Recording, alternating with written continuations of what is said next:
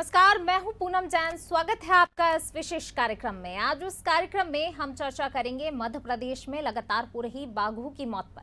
जी हां, tiger state कहे जाने वाले एमपी में जिस तादाद में बाघों की मौत हो रही है, वो न केवल प्रकृति के शानदार जीव की सुरक्षा पर सवाल खड़े कर रही है, बल्कि मध्य प्रदेश को मिले टाइगर स्टेट के दर्जे पर भी खतरा मंडराने लगा है। क्योंकि बाघों की तादाद में मामले में हम कर्नाटक से आगे हैं। हमारे यहाँ बाघ घट रहे हैं और कर्नाटक में बढ़ रहे हैं। ऐसे में बाघों के घटने की ये रफ्तार रही तो कभी भी हमसे टाइगर स्टेट का दर्जा छिन सकता है। इस कार्यक्रम में वनराज की जान और मध्य प्रदेश के टाइगर स्टेट के दर्जे पर मंडरा रहे इसी खतरे पर आज हम चर्चा करेंगे।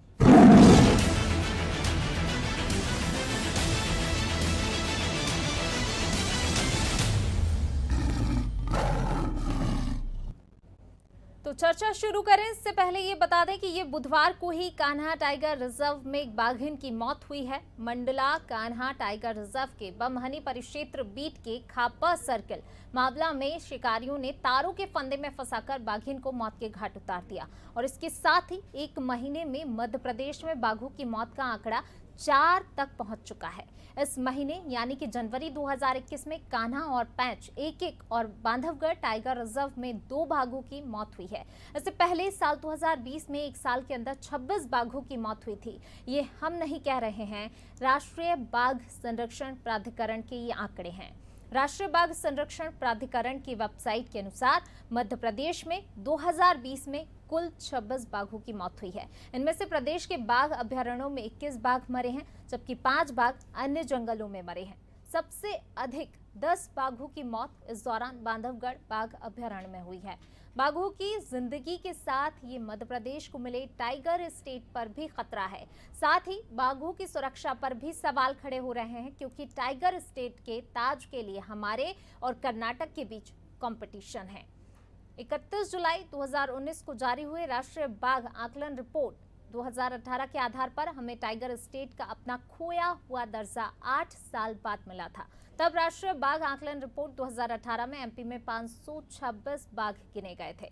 अब हमारे बाघ घट रहे हैं तो कर्नाटक के बाघ बढ़ रहे हैं। इसका एक नमूना ये है कि कर्नाटक में 2020 में 8 बाघों की मौत हुई है, जबकि एमपी में 26। वहीं 2019 में एमपी में 28 बाघों की मौत हुई, जबकि कर्नाटक में 12 बाघ ही खोए। साफ है, हमारे बाघों की तादाद घट रही है, हम इन्हें नहीं बचा पा रहे हैं, जबकि कर्नाटक में बाघ बढ़ रहे हैं। इससे कितने दिन हम टाइगर स्टेट का दर्जा रख पाएंगे, ये भी एक अहम सवाल है, क्योंकि इससे पहले भी वर्ष 2006 में भी मध्य प्रदेश को 300 बाघों के होने के कारण टाइगर स्टेट का दर्जा प्राप्त था, लेकिन शिकार आदि की वजह से वर्ष 2010 में बाघों की संख्या घटकर 257 रह गई थी और हमसे टाइगर स्टेट का दर्जा छिन गया था। तो ये तमाम आंकड़े हमने आपको दिखा दिए कि कब कब हमारे पास टाइगर स्टेट का दर्जा था, और अगर इस तरीके से जब मृत्यु दर बढ़ रही है तो एक बार फिर ये खतरा मंडरा रहा है कि जो बाघों का टाइगर स्टेट का दर्जा है वो अगर इन आंकड़ों के हिसाब से देखा जाए तो कभी भी छिन सकता है। और इसी पर आज हम चर्चा करने वाले हैं, और हमारे साथ चर्चा करने के लिए हमारे साथ मौजूद हैं हमारे न्यूज़ हेड रत्नाकर त्रिपाठी जी।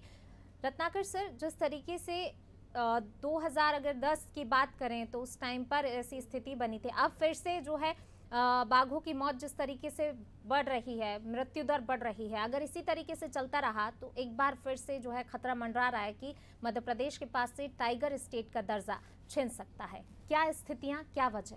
निश्चित रूप से पूनम, जो बात आप कर रहे हैं वो काफ़ी गंभीर विषय है, और जहाँ तक बाघों का मामला है तो ये उस बुल वाले सेंसेक्स से जुड़ा हुआ नज़र आता है, जिसमें कई बार स्थिति होती है कि एक एक सेकंड में लगता है कि सेंसेक्स अभी अप जाएगा, अभी डाउन जाएगा, बाज़ार धड़ाम से गिर सकता है, बाज़ार गुलजार से हो सकता है। उसी तरीके से टाइगरों को लेकर मध्य प्रदेश में स्थिति बनी हुई। एक भी इस तरीके की अगर घटना होती है, प्राकृतिक मौत जिसमें पोचिंग भी शामिल है, बाघों का आपसी संघर्ष भी शामिल है, या बीमारी से उनकी मौत भी शामिल है, लेकिन पोचिंग जैसे मामला, जब एक भी मामला सामने आता है जैसा आज वाला मामला है, तो उसके बाद में ये आशंका बढ़ने लगती है कि मध्य प्रदेश से कहीं एक बार फिर वो खिताब छिन ना जाए, क्योंकि बाघों की बीते साल का जो फिगर है 26 मौतों का एक आंकड़ा सामने आया कि बहुत ही चिंताजनक स्थिति है। सरकार प्रयास करती है, उसके दावे रहते हैं कि टाइगर स्टेट का खिताब बनाए रखने के लिए हम हर संभव कदम उठाएंगे। वाइल्ड लाइफ बोर्ड भी बनाया गया स्टेट लेवल पर, सरकार ने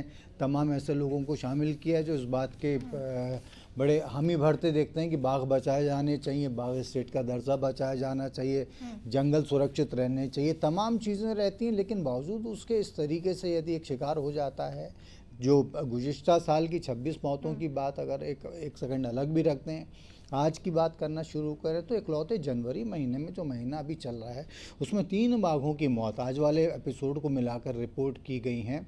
तो एक गंभीर चिंता का विषय, और इसमें सबसे पहले तो ये तथ्य कई बार सामने आ चुका है, जो हमने पहले भी कई बार जो तहकीकात की है और अनादि टीवी के दर्शकों को हमने बताया कि सुरक्षा के लिहाज से कई जो चीज़ें होनी चाहिए मध्य प्रदेश में वो नहीं है। जो सबसे विषम जो परिस्थिति आती हुई कि जो वन विभाग की कमान जिन लोगों के हाथ में है वो ज़्यादातर वाइल्ड लाइफ एक्सपर्ट नहीं है, वो फॉरेस्ट डिपार्टमेंट के लोग हैं। फॉरेस्ट डिपार्टमेंट का आदमी होना और वाइल्ड लाइफ एक्सपर्ट होना, इन दो के बीच में ज़मीन आसमान का फ़र्क रहता है। अगर वाइल्ड लाइफ एक्सपर्ट जंगल के भीतर उनकी पोस्टिंग की जाएगी, यदि वाइल्ड लाइफ एक्सपर्ट्स को हमारे जंगली जीवों को बचाने के लिहाज से मैदानी और महत्वपूर्ण जिम्मेदारियां दी जाएंगी, तो निश्चित रूप से वाइल्ड लाइफ, क्योंकि वो लोग समझते हैं, वन्य प्राणी जीवन को समझते हैं, वन्य प्राणियों के आचार व्यवहार को समझते हैं, उनकी अहमियत को समझते हैं, किस तरीके से उन्हें ख़तरा हो सकता है और किस तरीके से उन्हें संरक्षित किया जा सकता है, क्योंकि इन चीज़ों को वो समझते हैं। तो सबसे पहली चीज़ तो एक जिसकी दरकार महसूस होती है वो ये है कि ज़्यादा से ज़्यादा वाइल्ड लाइफ एक्सपर्ट्स को एक क्षेत्र में मौका दिया जाए। और मैं एक बात का यहाँ पर ख़ास तौर से जिक्र करना चाहूँगा कि वाइल्ड लाइफ एक्सपर्ट्स की कमी के चलते कई बार क्या होता है, जो स्टेट वाइल्ड लाइफ बोर्ड है मध्य प्रदेश का जिसकी हम बात कर रहे हैं जी, सर यहाँ पर मैं आपको रोकना चाहूँगी। अब हमारे साथ खुद संगीता डुंगरा जी, वाइल्ड लाइफ एक्सपर्ट, हमारे साथ जुड़ गए हैं, दिल्ली से हैं। संगीता जी, बहुत स्वागत है आपका। नमस्कार मैम। संगीता जी, जिस तरीके से जो है बाघों की मृत्यु दर बढ़ रही है मध्य प्रदेश में, जो है बहुत ज़्यादा मौत हो रही है। मध्य प्रदेश के पास अभी टाइगर स्टेट का तमगा है, लेकिन कहीं ना कहीं अगर इसी तरीके से मौत होती रही तो वो तमगा छीनने का डर है। क्या वजह देखती हैं, क्या स्थितियां हैं ऐसी जिनकी वजह से मृत्यु दर जो है मौतों के आंकड़े जो बढ़ रहे हैं लगातार? जी मैम, ये कम से कम 1.5 साल हो गया मुझे इस पर्टिकुलर इशू पे काम करते हुए, और 2 ऐसी पिटिशन भी मैंने जबलपुर हाई कोर्ट में फाइल करी थी। तो जो उस पर मैंने स्टडी की है खास मध्य प्रदेश की बेसिकली, तो यहाँ सबसे पहली बात तो ये है कि ये जो आंकड़े आपको दिखाए जा रहे हैं ये रिपोर्टेड आंकड़े हैं, ये वो आंकड़े नहीं है जो एक्चुअल डेथ हुई है। कुछ अनरिपोर्टेड केस हैं जो ये बताते ही नहीं है। उसके बाद टाइगर के अलावा लेपर्ड की भी मौत हुई है, और जब हम स्टेट वाइल्ड लाइफ बोर्ड की बात कर रहे हैं तो सारे वाइल्ड एनिमल्स आते हैं। सबसे पहली ये है कि जो ऑब्जर्वेशन है वो ये है कि यहाँ पे गार्ड नहीं है। अगर मैंने एक इंफॉर्मेशन मांगी थी मिनिस्ट्री एनवायरनमेंट से, सेंट्रल गवर्नमेंट से और एनटीसीए से, तो वहाँ पे 2 या 3 गार्ड हैं। एक गार्ड को 20 स्क्वायर किलोमीटर का एरिया दिया हुआ है, डंडा और साइकिल दी है, जिससे जंगलों की सुरक्षा नहीं हो सकती, जानवरों की सुरक्षा नहीं हो सकती। और सिक्योरिटी और पेट्रोलिंग के नाम पे उनको टॉर्च दिए हुए हैं। टॉर्च से कैसे गार्ड जो है अपने आप को बचाएंगे? अभी 2 हफ्ते पहले ही सुप्रीम कोर्ट ने नोटिस इशू किया है कि भाई आप गार्ड जो है, सिक्योरिटी गार्ड जो है, फॉरेस्ट गार्ड जो है, उनको लॉ एनफोर्समेंट की पावर दीजिए। लॉ एनफोर्समेंट की पावर नहीं है, उनके पास अच्छी राइफल्स नहीं है, जानवर बचाना तो दूर, फॉरेस्ट गार्ड को ही पोचर्स मारकर चले जाते हैं। तो कहीं ना कहीं ये जो कैंपा का फंड होता है, वाइल्ड लाइफ का फंड होता है, टाइगर रिजर्व में जितनी फंडिंग आती है वो उसकी कंजर्वेशन के लिए इस्तेमाल नहीं हो रही है। पैसा बहुत ज़्यादा मिसयूज हो रहा है, पैसे में बहुत ज़्यादा घोटाला कर रहे हैं। जी संगीता जी, क्या इसके अलावा? जी रत्नाकर जी, आप पूछिए।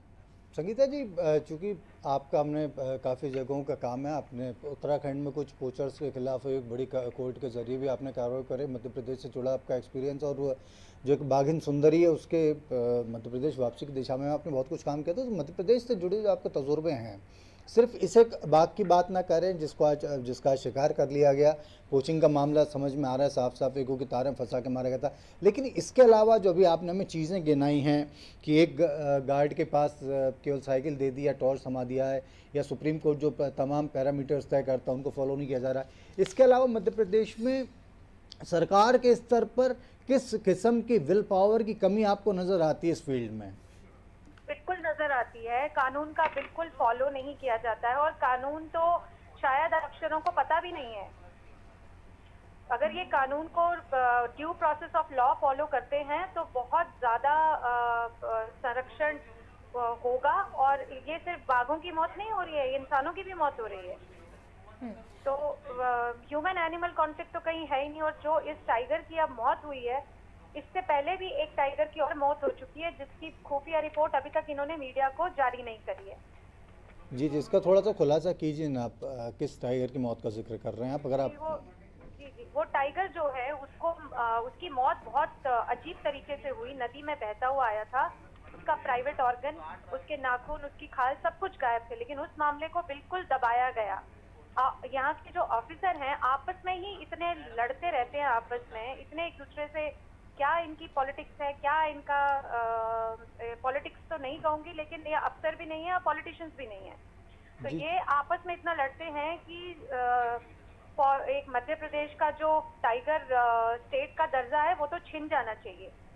जी, छिन जाना चाहिए संगीता जी।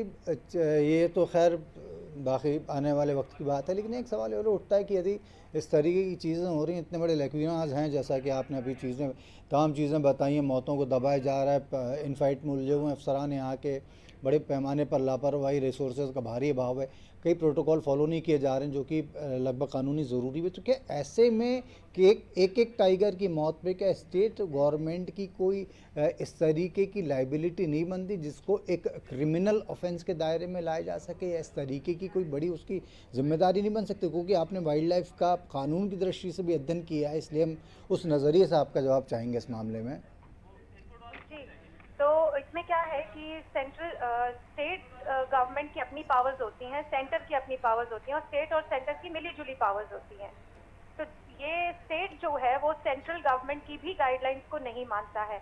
अब मैटर सब जुडाइज है, कल केस लगा हुआ है मेरा, इसमें मैंने कुछ इम्प्लीटमेंट की बात करी थी। एक टाइगर है जिसको वन विहार में भोपाल में बंद किया हुआ है, जो कुछ 1300 किलोमीटर चल के आया था, वर्ल्ड रिकॉर्ड बनाया था। तो उसमें क्या होता है कि कोर्ट के सामने ये अधिकारी कह रहे हैं कि जी हमने सेंट्रल गवर्नमेंट को इन्फॉर्म किया है। ना सेंट्रल गवर्नमेंट को इन्फॉर्म करते हैं, ना उनकी ये कोई भी गाइडलाइंस, उनकी कोई भी चिट्ठी उसको नहीं मानते हैं। दूसरा, मंत्री जी के पास जाकर वो एक ऐसी इंफॉर्मेशन उनको पास ऑन करते हैं जिसका हकीकत से कोई लेना देना नहीं है। तो ये मिनिस्टर्स को भी गलत इंफॉर्मेशन देते हैं। ये सिर्फ अपने आप को बचा रहे हैं, ये जंगल को, इंसानों को और जानवरों को नहीं बचा रहे हैं। जी जी, नटशेल आपका कहना है कि state government is being misguided bye it's officials only, और हो सकता है कि सरकार की नीयत अच्छी हो, लेकिन आपने वहीं जिक्र किया कि कैंपा फंड वगैरह आदि का भी रिसोर्स का भी गवर्नमेंट पूरा इस्तेमाल नहीं करती हैं। पूनम आपसे कुछ सवाल करना चाहेंगी संगीता जी? जी संगीता जी, एक चीज़ और, क्या आप एक वजह और मानती हैं कि नेशनल पार्कों के बीच कॉरिडोर नहीं है, वहीं जो है टेरिटोरियल फाइट भी इन बाघों के बीच होती है? क्या और भी वजह हम देख सकते हैं जिसके कारण जो है बाघों की मौत के और भी कारण हैं, और मॉनिटरिंग का भी अभाव कह सकते हैं? बिल्कुल, एक तो जो अभी जो टाइगर की डेथ हुई है, जिसके गले में एक स्नेर जो है वो फंसा हुआ था, तो एक साफ गाइडलाइंस है national board of wildlife की, जो हर state board of wildlife ने फॉलो करनी चाहिए, कि उनको जो है मेटल डिटेक्टर्स लेके उनको डिटेक्ट करना चाहिए हर हफ्ते। अब बगल में जो जंगलों के पास, नेशनल पार्क रिजर्व और सैंक्चुरी के पास में जो भी ब्लैक स्मिथ होते हैं, लोहार होते हैं, उन पे नजर रखने का एक बहुत अच्छी गाइडलाइंस है जिसको आज तक इम्प्लीमेंट नहीं किया। अगर इन्होंने पिछले 3 साल के अंदर, 3 महीना तो छोड़ दीजिए, 3 साल के अंदर भी इन्होंने अगर उन मेटल डिटेक्टर्स का यूज भी किया है या खरीदे भी हैं, तो उसकी वो रिपोर्ट मीडिया के सामने पेश करें, एक प्रेस कॉन्फ्रेंस में आके मीडिया के सामने इस चीज का जवाब दें, क्योंकि टाइगर स्टेट का जो दर्जा मिला हुआ है एमपी को, वो छीनने पे आ गया है। ये मीडिया के सामने जाके क्यों नहीं बताते कि हम ये काम कर रहे हैं, या उन मीडिया के सवालों के जवाबों से क्यों बचते हैं, या एक्टिविस्ट के सवालों से क्यों बचते हैं ये।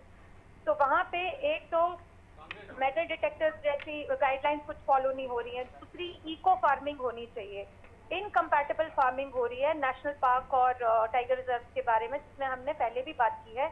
और जो दूसरा है टाइगर कॉरिडोर्स हम बना रहे हैं, इतनी ह्यूज फंडिंग आती है टाइगर रिजर्व से हर महीने हर साल, लेकिन उसका यूटिलाइजेशन सर्टिफिकेट भी इतना खराब तरीके से पेश किया है, सिर्फ कागजों में लिख के दे दिया, लेकिन जब इनसे बिल्स और बाकी चीजें मांगी जाती हैं तो वो ये नहीं दिखाने को तैयार होते हैं।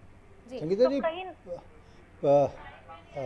पूनम एक सवाल संगीता जी से करना चाह रहे थे। संगीता जी, एक चीज़ जो एक फैक्टर देखने में आता है, क्योंकि आप लोग ज़्यादा नज़दीक से इन चीज़ों को देखते हैं, लेकिन फिर भी तो हमारा ऑब्जर्वेशन हमने उसमें पाया है कि बाघों के संरक्षण की दिशा में, जंगलों के संरक्षण की दिशा में, वाइल्ड लाइफ प्रोटेक्शन की दिशा में कई नए अत्याधुनिक तरीके आ गए हैं। कहाँ पहले जो स्थितियाँ थीं उससे काफ़ी मामला आगे बढ़ चुका है, इक्विपमेंट्स आ गए हैं, नई किस्म की चीज़ें ज़्यादा हो चुकी हैं।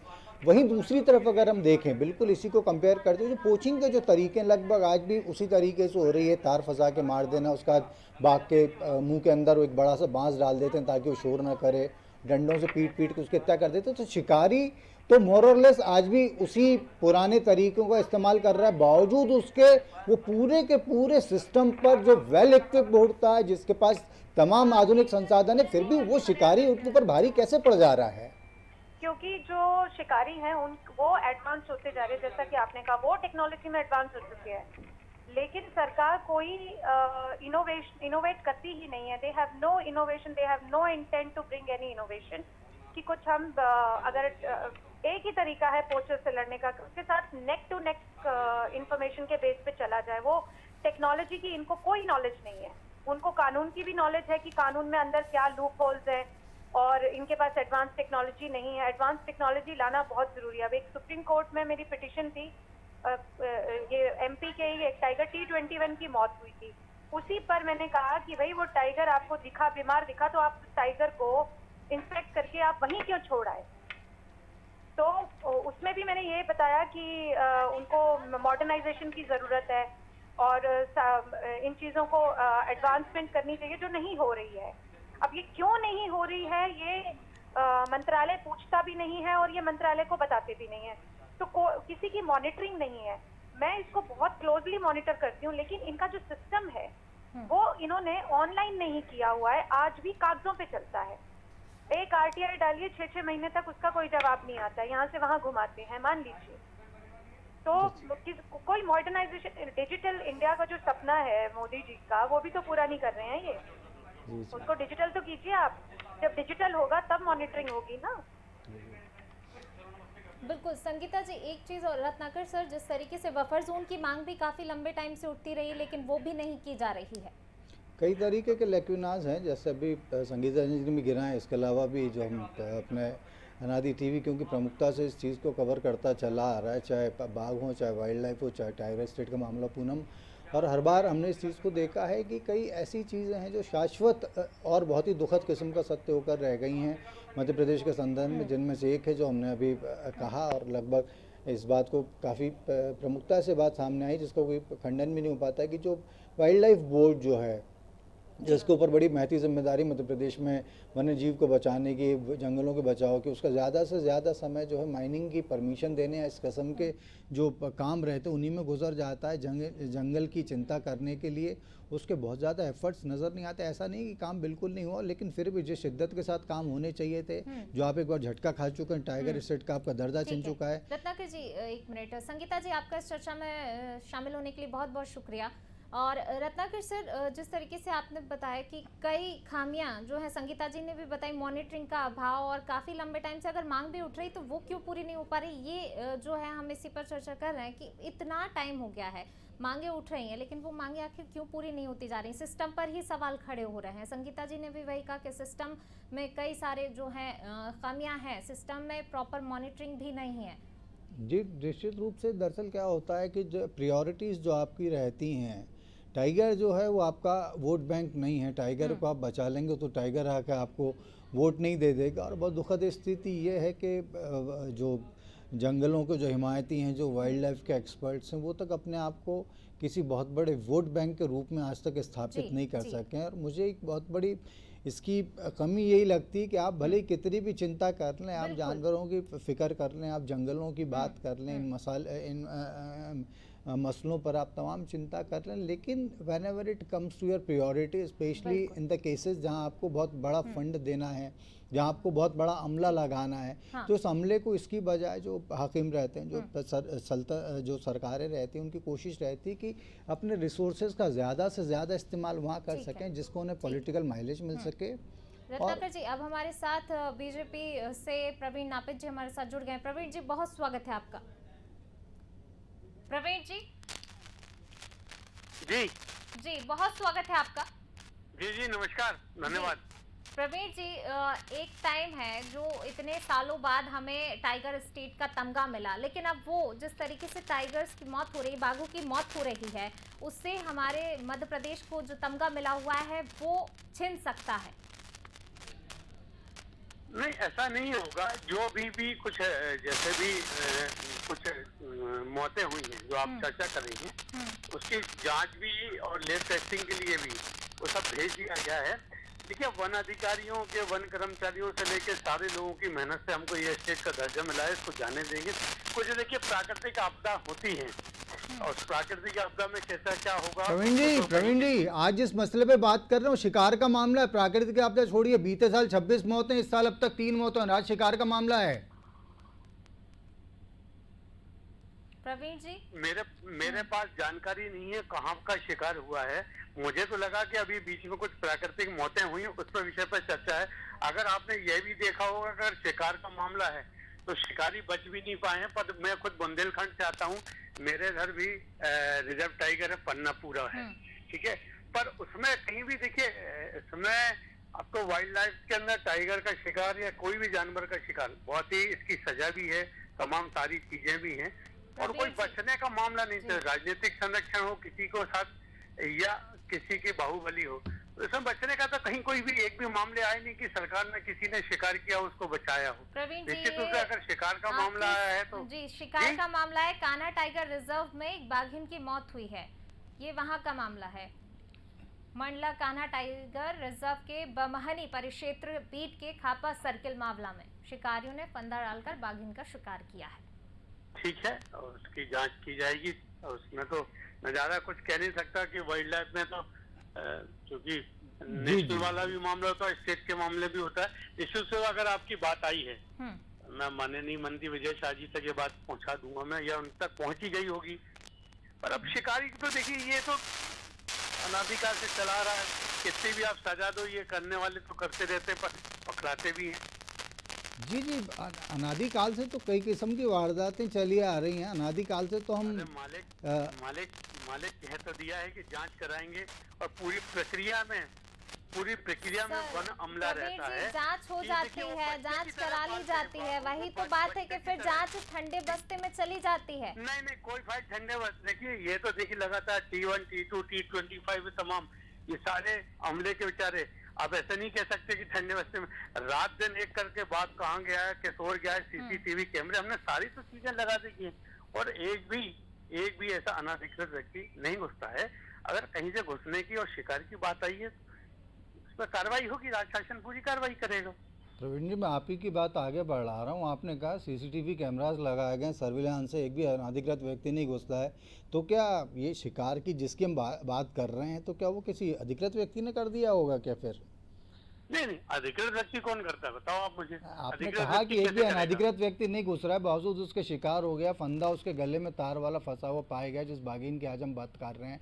आप कह रहे हैं सर्विलांस सिस्टम में पूरा CCTV कैमरास लगे हुए, तो आगे ऐसा हो कैसे जा रहा है? जब इतनी चीजें, आप जब इतना ऐसा दावा कर रहे हैं, तो कुछ तो कम से कम इन्फॉर्मेशन होगी आपके पास। जीवन जो तो देखिए, वो तो वही लोग करते हैं जिनको अपनी मौत की चिंता या इनकी सजा की चिंता ना हो। तो देखिए, बात आई है, बात भी आएगी, और शासन अपना काम करेगा इसमें। ठीक है प्रवीण जी, इस बार मतलब उम्मीद करें कि ये जांच जो की जाएगी, आप जिस तरीके से कह रहे हैं जांच होगी निश्चित तौर पर, तो जांच बिल्कुल सही तरीके से होगी, ठंडे बस्ते में जांच नहीं जाएगी। प्रवीण जी, चलिए, शुक्रिया हमसे चर्चा करने के लिए। तो रत्नाकर सर, जिस तरीके से जो है इन्होंने आश्वासन दे दिया है कि जांच होगी और उम्मीद भी यही करते हैं कि जांच जो है सही दिशा में ही होगी, फिर से ठंडे बस्ते में नहीं जाएगी। पूनम जी, आप किसी चीज़ की उम्मीद नहीं कर सकते। दो चीज़ें उसके पीछे। सबसे पहले तो ये है कि ये जो प्रवीण जी हैं, संगठन से जुड़े व्यक्ति हैं, इस किस्म के मसले सरकार का रहता है। हाँ, ये ज़रूर रहता है कि संगठन उस मामले में सरकार से आग्रह कर सकता है। दूसरी चीज़ ये है कि जब इतनी बीते साल की 26 मौत, इस साल में अब तक 3 मौतें, उसके बावजूद अगर कुछ बहुत ज़्यादा नहीं हो पाया है तो ऐसी बहुत बड़ी कोई चमत्कार की आसमानी सुलेमानी की उम्मीद नहीं की जा सकती। लेकिन हाँ, उम्मीद इस बात की है कि मध्य प्रदेश में बल्कि पूरे देश में बाघों को बचाया जाए, वन्य जीव की रक्षा की जाए, ताकि एक संतुलन कायम रहे प्रकृति और इंसान के बीच का, जो सबके जीवन के लिए बहुत ज़रूरी है। जी, चलिए रत्नाकर सर, आपका भी शुक्रिया इस चर्चा में शामिल होने के लिए। तो बिल्कुल ज़रूरी है, सिस्टम पर ही कहीं ना कहीं सवाल जिस तरीके से खड़े हो रहे हैं। संगीता जी से भी हमने बात की, मॉनिटरिंग का अभाव है और वो सब कुछ होना चाहिए सही तरीके से। जो नियम बना दिए जाते हैं लेकिन नियम प्रॉपर लागू नहीं होते हैं, लोगों में डर नहीं है। इस कारण से जो है इस तरीके की आज जो घटना हुई है, कहीं ना कहीं डर नहीं है क्योंकि नियमों का सही तरीके से क्रियान्वयन नहीं किया जाता है। नियम और सिस्टम सही हो तभी जो है नियंत्रण हो सकता है। चलिए फिलहाल इस पेशकश में बस इतना ही और मुझे दीजिए इजाज़त। लगातार खबरों के लिए बने रहिए नादी टीवी के साथ। नमस्कार।